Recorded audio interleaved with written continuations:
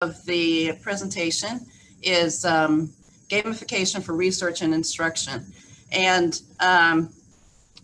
gamification in library science is kind of a new topic, but it's one that has really taken off.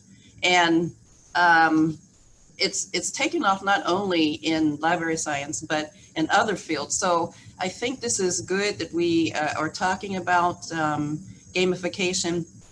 The interest in gamification stems from the belief in its potential to foster motivation and the flexibility and versatility which enables its use in different cognitive levels, from K through 12 to higher education. It's a huge research topic.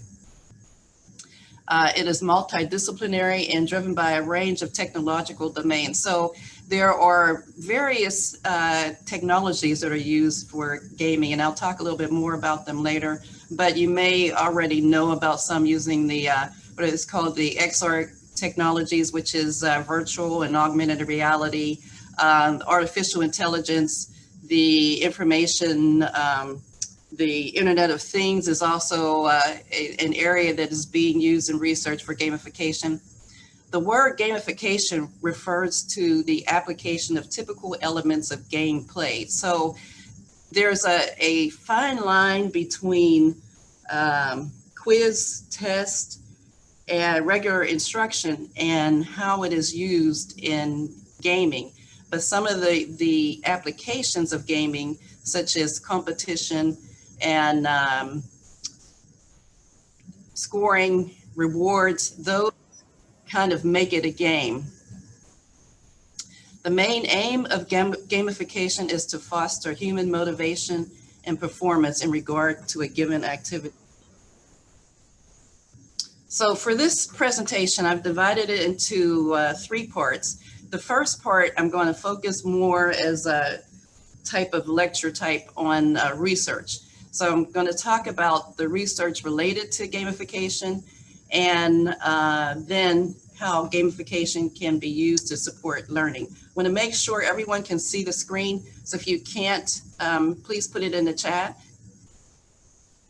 And then the second part, I'm going to talk about how you can create your own games for however you want to do, for a class or just to actually teach yourself, because learning, sometimes when you create the games, you learn more about the topic that you are creating the game for. And then finally, I hope that we can all participate in some games. I have about 4 that I've created for this presentation. So we're not going to do the whole game, just parts of it, so you can see how you can incorporate it into your instruction or into your research.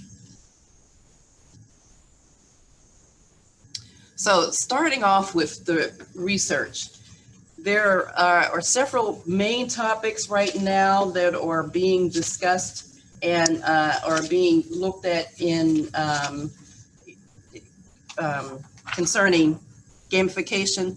The first one is looking at motivation, how games can be used to motivate students.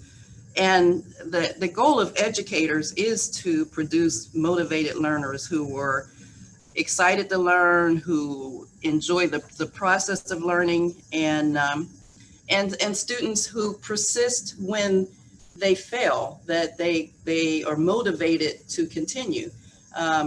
Looking at retention, how can games be used to keep students even when they do not do well? And games, there are some things about games that are the researchers, particularly Saylor, mentions that just the idea of trying to beat the game or the competition, it gives students confidence and motivation.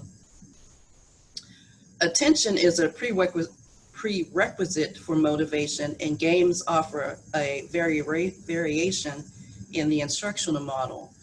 So it helps to keep the students' attention. And then again, the rewards, like some of the games you play, you get points, or they have badges. And the rewards and the strategy encourages different phases of behavior change and can cater to the motivational stage. Then when you look at the traditional learning versus gamification, the researchers have found that gamification can meet the same learning outcomes that traditional learning does. And there was a researcher at the University of Washington that they made headlines in 2011 with this game called Folded. And the game drew 46,000 participants whose gameplay took just 10 days to solve a problem scientists had been working on for 15 years. And this game was they had to identify protein to help fight HIV. And so out of that, these different this game had teams, and the teams had to actually build molecules, and these molecules were then tested to see if they could come up with something to help find this protein. And there was one team that actually did. So that was a new way of using games. Another study suggests that games are actually a better way to learn than traditional. And when compared with traditional learning, this study said that game-based learning had the following advantages. It increased the self-confidence of the learner by 20%, and it improved conceptual knowledge by 11%. The research on game elements,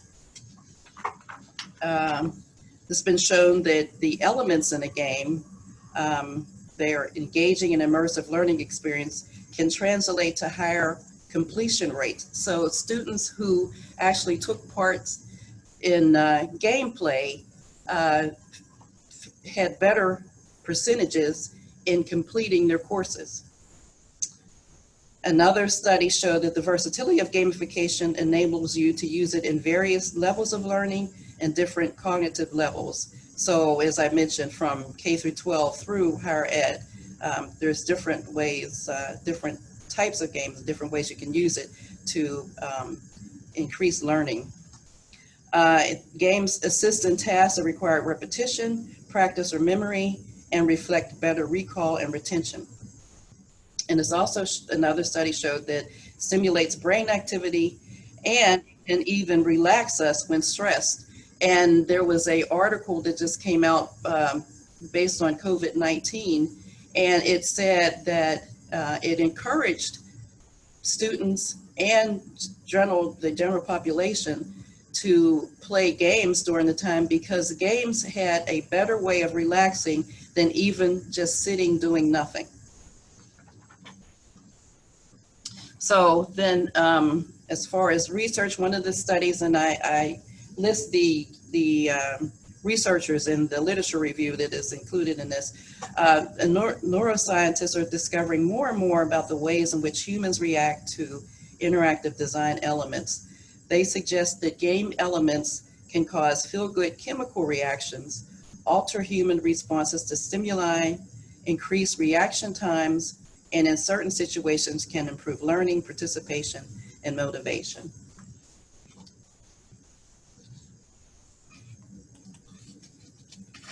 In the field of study, some of the research disciplines that are looking at gamification, computer science and information technology leads the field, leads in the study. There are more researchers in that field, which makes sense. And because of the technology now that is being used for creating games. And game programming, math, science, and engineering, and then subject neutral. The subject neutral includes things like education, psychology, medicine. All of these are beginning to do research on using games. So the instruction is used in the military, corporate, first responders, as I said again, K through 12, programs in math, history, and science.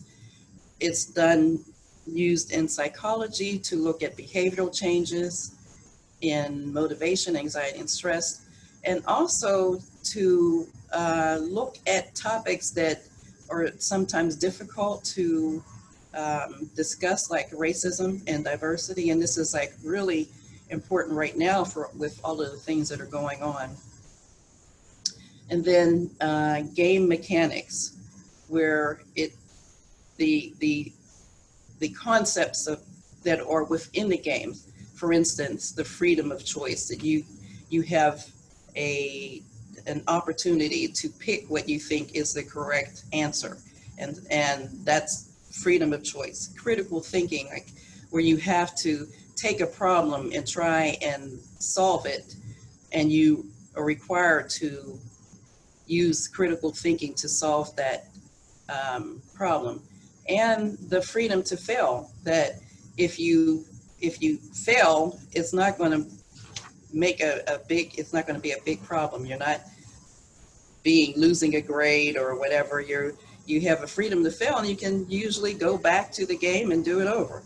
And that also builds self-confidence. And then the social engagement. There's a lot of games that are just created for the social engagement, the interaction of the participant with the topic or the concept within the game.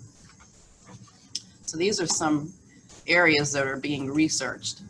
And this is the literature review, which of course I'm not going to go over, but it will be included in the slides so you can look at some more. So now I'm going to talk a little bit about creating games. And I know you may have some questions, but we are going to wait till the end and ask questions. And if you want, you can post your questions to the chat. And when we're done, then we'll go back.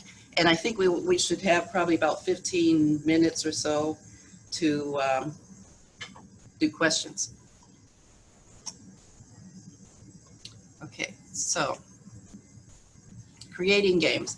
So when you are planning to create games, and it does require some planning, the first thing I would say is to look at how much money you have, because it makes a difference. If there are a lot of software that you can purchase, but some of it is expensive. When you do apps and highly technological games, usually it requires money. Even things such as video, if you're doing 360 video or 3D or even 2D video, or augmented reality, virtual reality, all of those things require money, and they also require time. It takes probably a little bit more time to do a game than it does just to do regular instruction, because there's so many elements that you are including within that game. Some of the topics, what you want to think of when you're planning also is the topic. What is it that you want the student to get out of the game? What is the purpose? What is the field? What is it going to be used for? And I'll talk a little bit. I'll show you when we go into games. We can talk a little bit more about the purpose and why those topics were chosen for a game. And then, of course, the technology. Do you want something that you just add to, such as a template? Do you want to create your own? There's all kinds of things as far as technology that you need to consider. And then the game elements. um, the game elements, or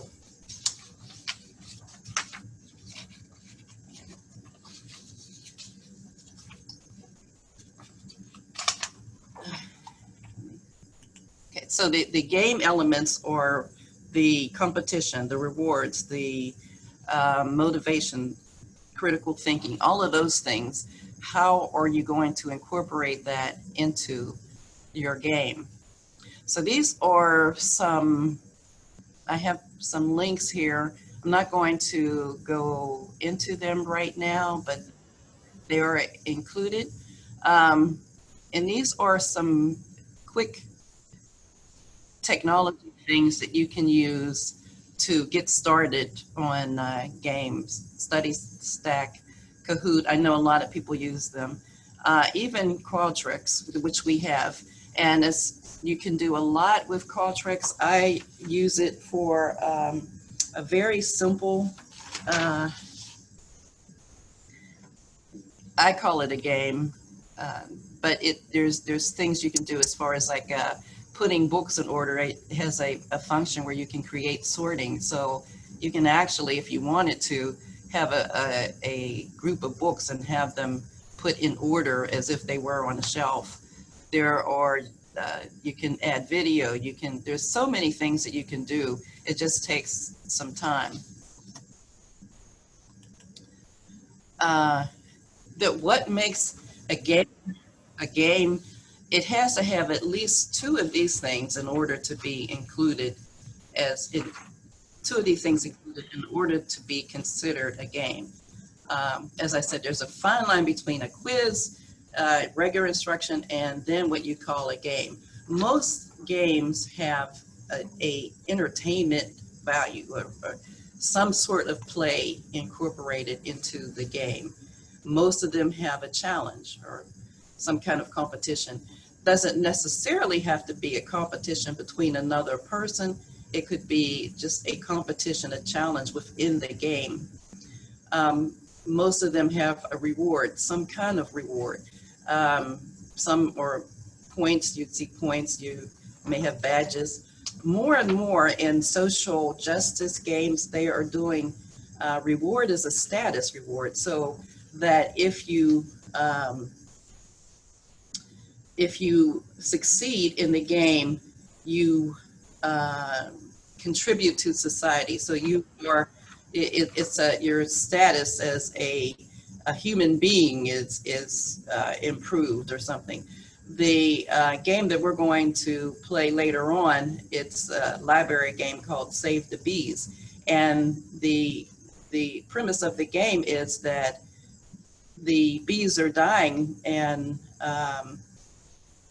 they're becoming extinct. And in order to save the bees, you have to answer the question. So the reward is that you actually saved a extinct bees from being extinct. That's the reward.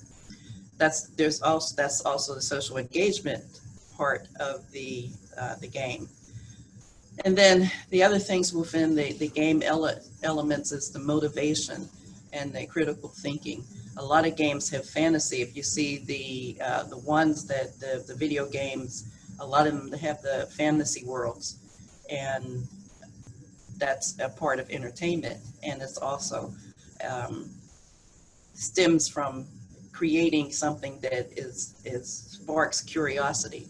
So these are some of the game elements. This is an example of they call it a Quizlet, but it's could be considered a game, and it's on Quizlet.com. That's a template where you can actually use theirs, or you can create. And this particular one is for medicine. And if you see the picture, it gives you some. On one side, it has names of different parts of the body, the heart, and then in the middle you see the heart. And what you have to do, you have to match that area with the words, the Yeah, the words that are in the on the right side. This one is a virtual reality 3D game that it was done by the University of Oklahoma Library, and they have gone to what is now extinct and used these pictures and created almost a virtual world, and you can click on and it will zoom in and give you a 3D picture that you can go into, and then click on each of the little dot things and get more information about this extinct, this now archived picture, because it's no longer exists. Okay, so I think we have about maybe 20 minutes or so, or longer, so we can start doing some games. And I'm going to start off with, as I talked about social justice and topics that are kind of difficult to discuss. So this one is one I created. I call it the voting rights game. And the challenge, this is only part of it. I'm only going to show a part of it. But what you are doing through this game is you are looking at a video and you are going to click on the question marks, and the question marks ask your question related to voting rights. The reward is that when you are finished with the game, you are able to vote. And of course, this is fantasy, because it doesn't. You're already able to vote, but this is just to give you more information about voting. So let's click on here. Hopefully this turns out.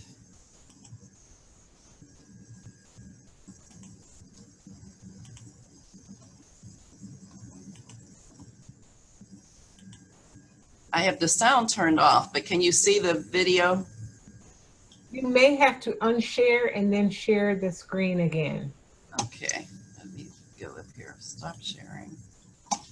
And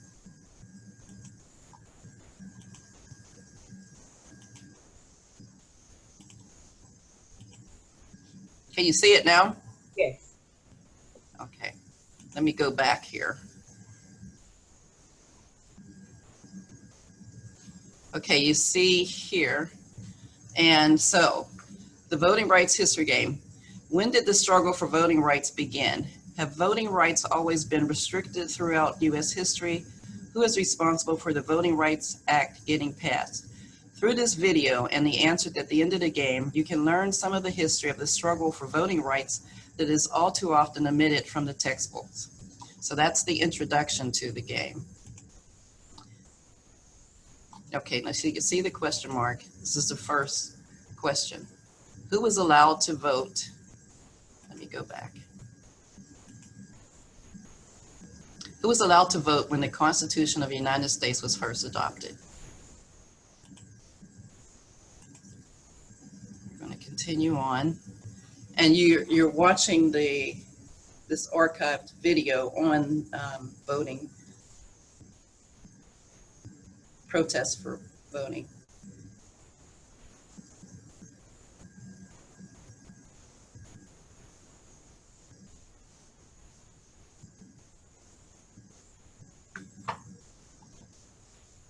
Next question. During most of the 20th century, African Americans were prevented from voting by, and you can all take part in this. So in the chat, if you want to answer the A, B, C, D, or E. So I'll read the question again. During most of the 20th century, African Americans were prevented from voting by A, intimidation, economic retaliation and violence. B, poll taxes that many poor people could not afford. C, legal devices like the grandfather clause. D, literacy test. Or E, all of the above.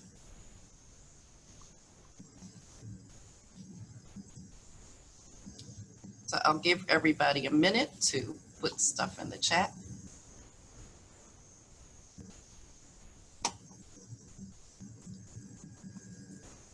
And you can keep the answer to yourself if you want. So we're going to continue on to this video.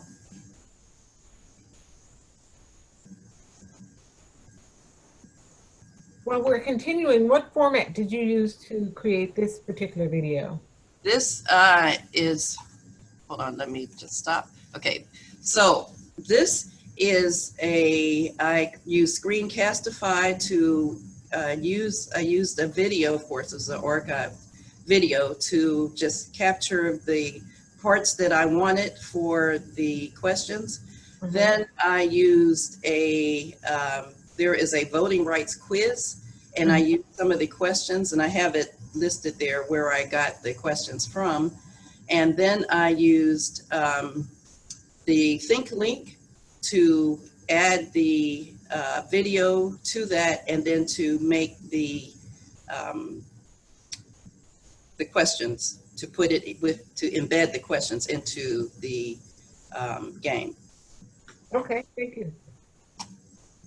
Okay, so the next one, which of the following individuals were murdered for pursuing their constitutional right to vote? Herbert Lee, A. B. Reverend George W. Lee, B. C. Lamar Smith, D. Jimmy Lee Jackson, or E. all of the above.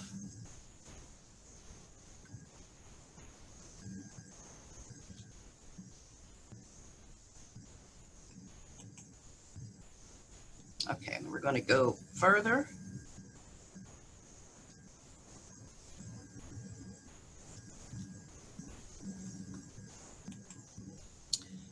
The next question. The primary element enabling progress and full voting rights was A, grassroots activism and organizing, B, national civil rights leaders such as Martin Luther King Jr. or Roy Wilkins of the NAACP, C, the March on Washington for Jobs and Freedom, or D, the federal government.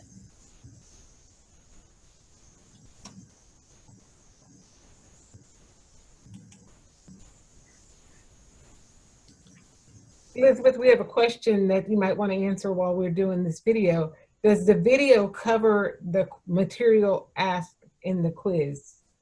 Yes. When you click on, it's extensive, this quiz, and it covers each question very thoroughly. There is which is why I use this quiz, at least 2 or 3 pages for each answer. And so, yeah, but it gets you motivated actually to want to learn more, because some of them, when I looked at the questions, particularly the one about who was actually killed for the voting rights, I did not know the answer. And so having that, being able to look up I thought was good. So this is just an example of a way you can create a social justice game. Mm-hmm. So I'm going to, this is the last question, and we're going to move on to another game. But if you want to answer it, we'll just do this one. From the list below, the most commonly used strategy to organize for voting rights for African Americans in the South was sit-ins, door-to-door, canvassing, mass demonstrations, or boycotts. So that's that. Okay, so I'm going to stop sharing and go back to the PowerPoint. Okay.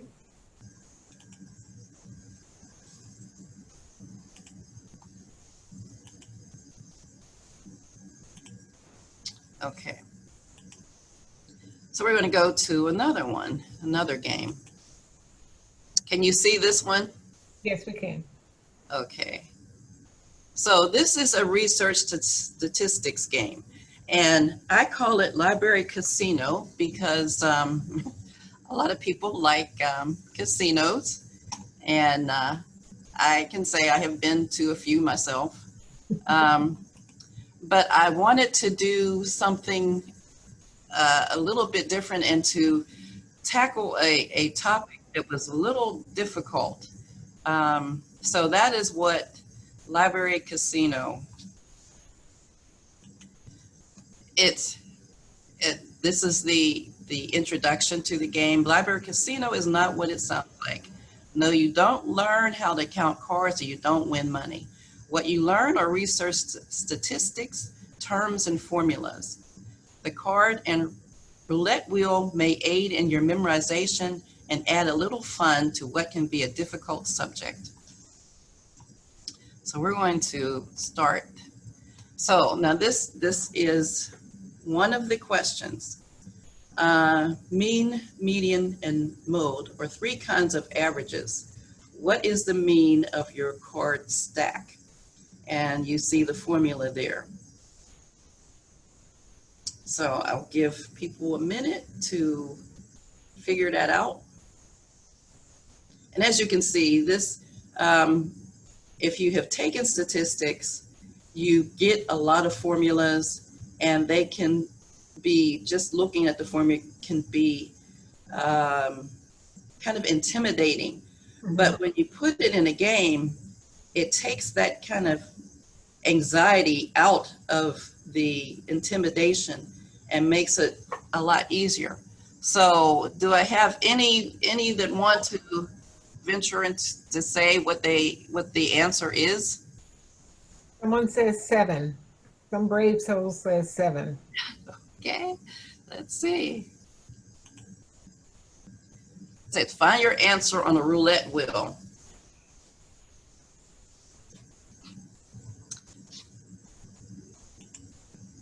Seven. So the brave soul is right.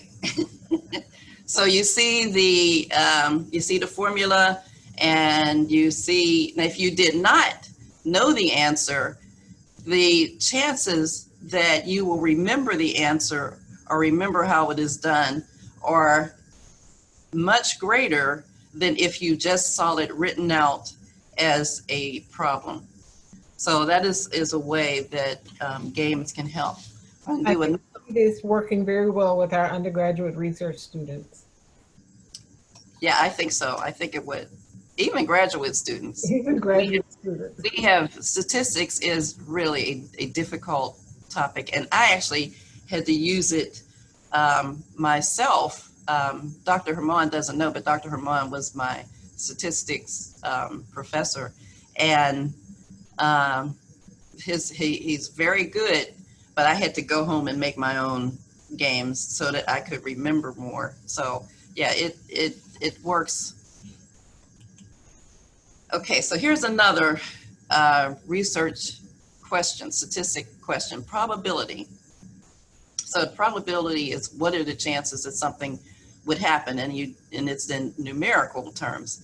So there are 6 cards in your deck. 3 are numerical, 2 are picture cards, a king or a jack, and 1 is a joker. What is the probability of picking a picture card, king or jack, converted to a decimal number? So below is the formula for probability.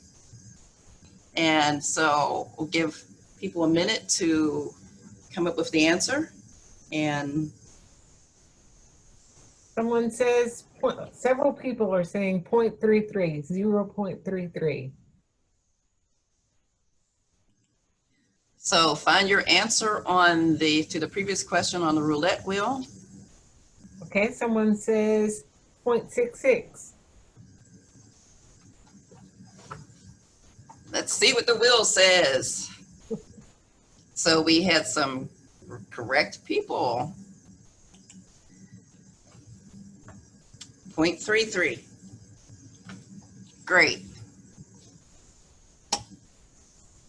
So this is only a couple questions in the library casino, and you can see how it can be very helpful as for understanding some of the difficult terms in research. So let's go to, there it is, 33. So let's, here's another, just going to put it out there. Where do you think the, we said the probability was 33%. So what, we're going to go and just look and see where the king, queen were. Okay, king, joker. Ah, there they are. Okay, so there's the three numbers, the two face cards, and the joker.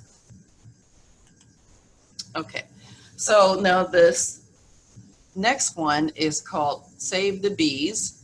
And as I mentioned, this game challenges you to think of the library as a resource in an effort to save our ecosystem. We need to save the bees because of the critical role they play in our ecosystem.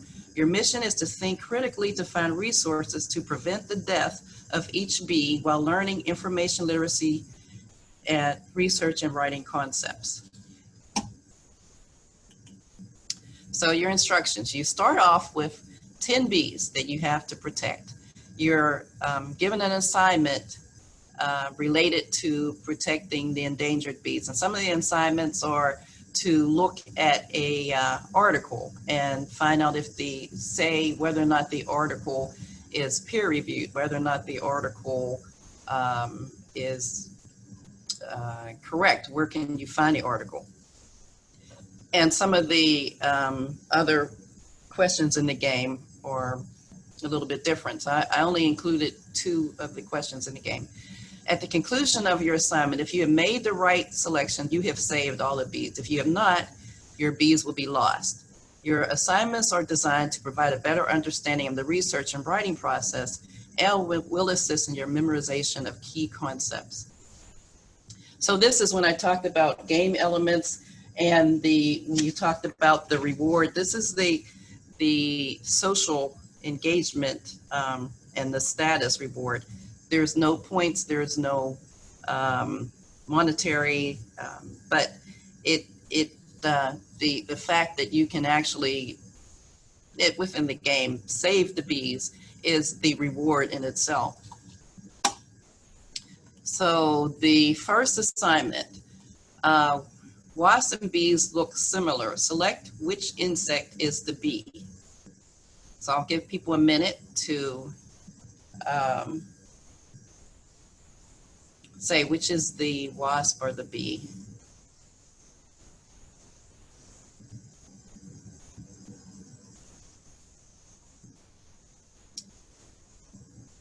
We have some answers? We have some answers. Most people are saying A. Okay. So if you selected B, you now have 5 bees left.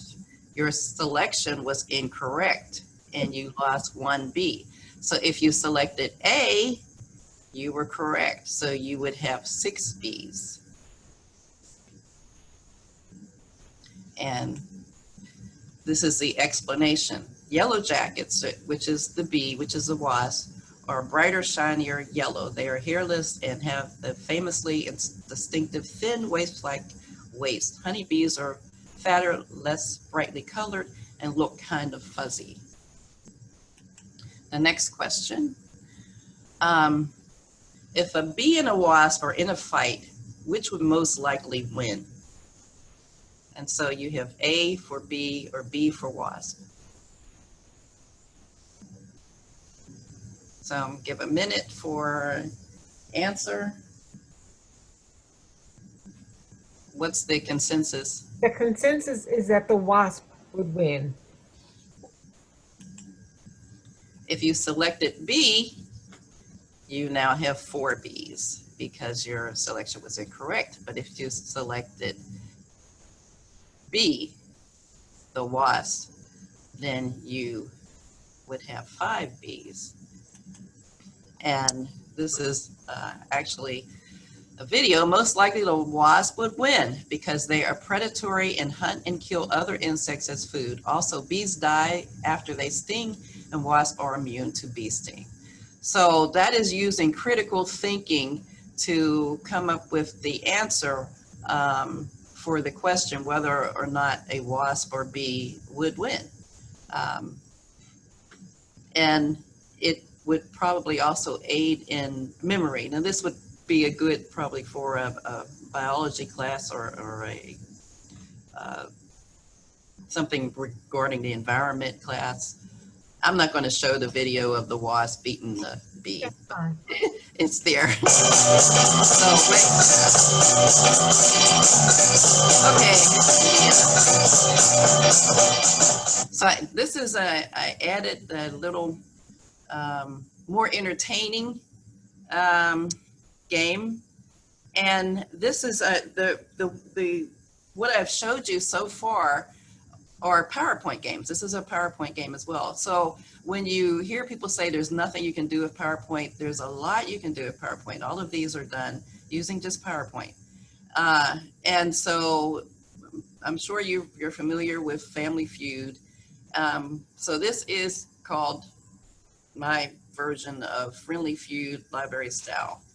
And first we're going to, if we have any takers, we need 4 people who want to play. So anyone can play, but we want to get the answers of at least 4 people. So I'm going to show the question. Okay, we've got myself, we've got Kimberly Gay, and I think Yadira Perez volunteered, and so did Kimberly Loesch. Okay, so the question is, name a famous African-American playwright. So who wants to go first?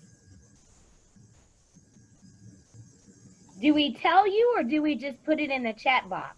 You can say it out loud. I said Richard Wright. Let's see. Is he up there? I don't think so.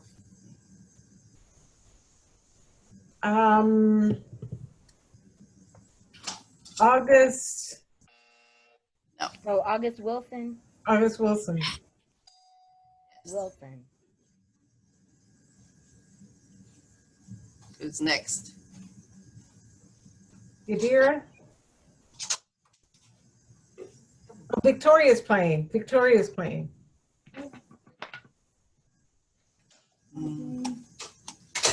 This is Yadira. What about Laura Hansberry, I think? Yes. Oops, I messed up. There's Hansberry. So we already got Walker, Aldous Walker. Okay, so there's 1 left.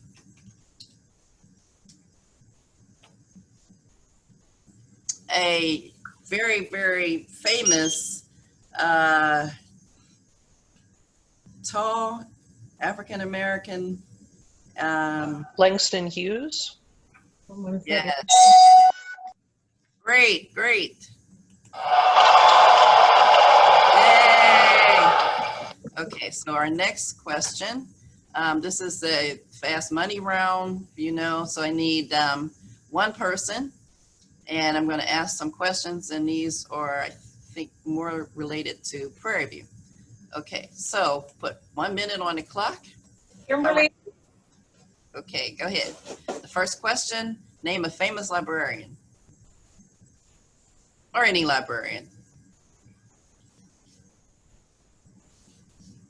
Kimberly. Oh, you're telling me to do this. Yeah. Okay, it's gonna be Josie. Okay. Josie. All right.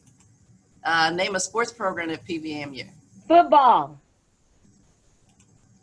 Name a U.S. city with large library systems. Let's do Pittsburgh. Name an electronic device you use each day. Your cell phone.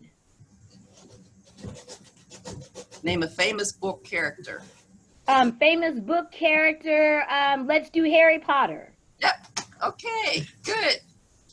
Yeah, we did it all within the minute. So this is just an example of, and I have this last one. It's this, I'm not going to really do it. It's just looking at the reading room and doing a short tour with adding a few questions you'll see throughout. But we can take some, I can take some questions now. We have probably about 10, 15 minutes. Is that correct? We have about 6 minutes. Oh, I'm sorry. Okay. So any questions?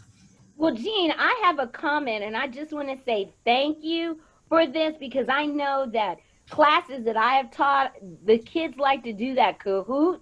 So I've been able to do some of the Kahoot as well. But you know how it all has come to fruition, and they're really loving the gaming is because of Candy Crush.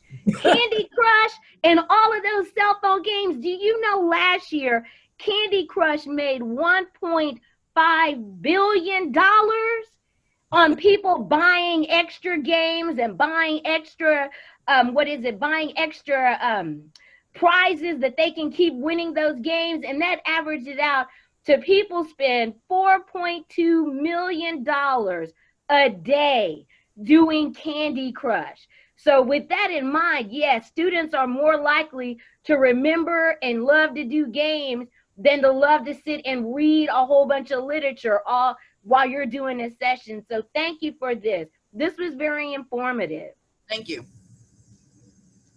Yes, it was. And there's another question here, and this is about using the new system Canvas, and it's about, let's see, does Canvas support this feature?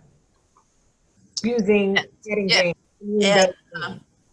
Yes, and the library is on Canvas. We have a John B. Coleman Library Research Instruction Guide, and there are, we put videos, we have games, we have quite a few things. And the link, I don't have the link, but I will send the link and anyone can access it. It looks as if it's a course, but it's not a course. So their students aren't charged for it, but they get all the information directly from while they are on the campus. Okay, and the person added that they meant specifically badges. Yes, there are badges. I saw that on there. I have not done the game and added the badges to it, but I'm sure there's a way. I don't know. And I think that's a question that we can direct to Charlene Stubblefield's team. Yeah. So if you connect with Charlene Stubblefield and her team, I'm sure they can address that for you. You mentioned that creating videos and creating games takes money. Have you found that there are grant funds available to support the development of games? There are well, I primarily know about library. I don't know about the other, because library is only the ones that I look up. But the IMLS, they have actually 3 of them. Mm-hmm. And then there is the LITA, the Library Information Technology Association. They have 2 different grants. The IMLS comes up in October. And one of the good things about that is that they like collaboration. So the library can collaborate with any other department or unit and still apply for the grants. I think more and more, Dr. Krish talks about in the Research Data Blitz how it always strengthens a proposal when you collaborate with someone, and I think it would serve us all well to remember that we can collaborate with the library. So thanks for reminding us of that. And again, I want to thank you for this wonderful presentation today as we try to increase the research enterprise at Prairie View. We want to definitely reach out to our undergraduate and our graduate students and help them to get excited about research. And I think gamification is definitely a way that we can do that. So thank you for putting that research twist on. Thank you. Anytime.